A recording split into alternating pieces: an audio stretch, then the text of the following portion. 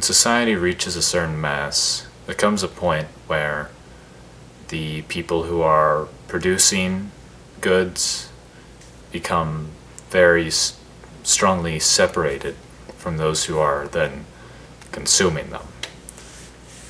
There are a lot of inevitable consequences that come from this, and part of the problem with these particular consequences is that we are not seeing the outcome of the things that our society is creating. For example, you go into a grocery store and you buy a pound of meat or whatever.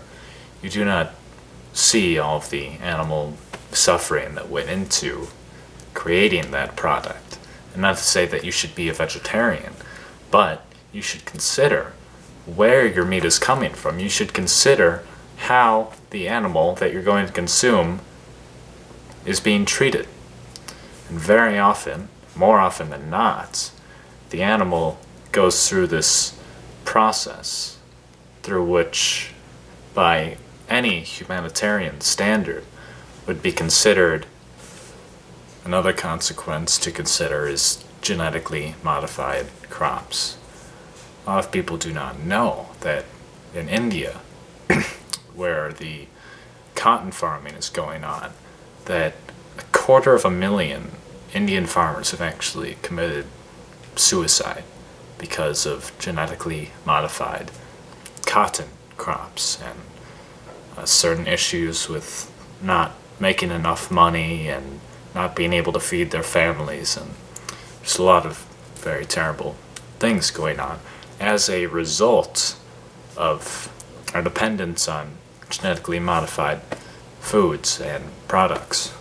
Now, I'm not here to tell you that these things are all evil necessarily, though there are certainly terrible things that result from them. They are also, in a sense, meeting a certain need.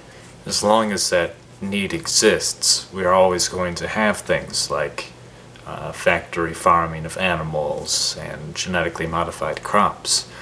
As long as we are not actually localizing things or purchasing things differently, this is kind of the way things are. This way of operating things is kind of like a necessity for the way our culture is interacting with itself right now. Of course, this can change, but it's not going to change by its own means. It has to change by people actually deciding to do something differently. And if you are not aware of the consequences of buying into these particular products, but you would oppose them if you were, then you live in this sort of state of ethical dissonance where you are supporting this particular evil from your perception without actually even knowing that you are doing it. So this is kind of the result of separating all of the different participants in the society, the producers and the consumers. You get people who are not aware of exactly what's happening. In a smaller community, then it would be very obvious to you what's happening, and you would go directly and complain to whatever producer that you have an issue with. But because we have both large corporations and this society, which is not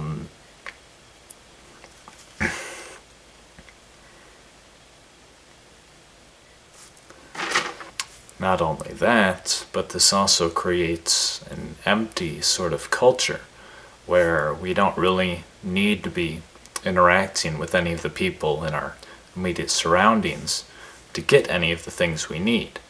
At one point, you would have to be very intimately related to the people around you because you would be dependent on them for manufacturing things and growing your food and all the different things that make the society possible.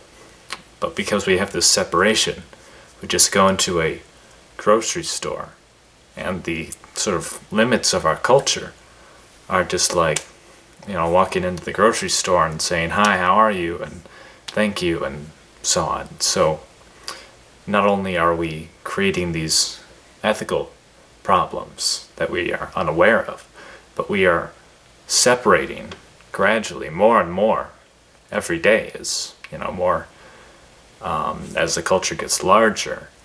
So if you feel so inclined, if you feel that this is a problem, then the obvious solution is to delegate the allocation of resources not to these far-off corporate entities, but bring it back into your own community. Have a garden. Have people who are participating actively in a smaller setting